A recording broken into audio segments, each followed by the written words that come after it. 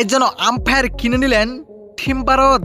কেননা দর্শক 7 রানের মধ্যে 2 উইকেট হারিয়ে ব্যাটিং বিপর্যয়ে পড়ে যায় পাকিস্তান।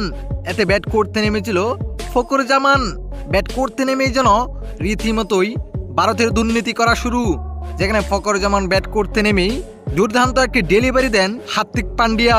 এতেই বল গিয়ে লাগে তার পায়ের তলায় এবং না বুঝেই আবেদন করে বসেন ভারতের প্লেয়াররা। এতে আম্পায়ারও আঙ্গুল তুলে আউট দিয়ে দেন, অথচ বলটি লেগেছিল পায়ের তলায়। রিভিউ নিতে দেরি করেন নাই ফখর জামান এবং সঙ্গে সঙ্গেই রিভিউ নিয়ে নেন এবং রিভিউতে স্পষ্ট দেখা যায় বলটি লাইনের বাইর হয়ে আছেন, কিন্তু অথচ আম্পায়ার আবেদন করার সঙ্গে সঙ্গেই আউট দিয়ে দেয়। এতে বোঝাই যায় পাকিস্তানের ম্যাচে আম্পায়ার কিনেই নিয়েছেন ভারতের টিম। দর্শক, আম্পায়ারের এমন দুর্নীতি আপনি কিভাবে দেখছেন জানাবেন আপনার মতামত এই ভিডিওর কমেন্ট বক্সে। ধন্যবাদ।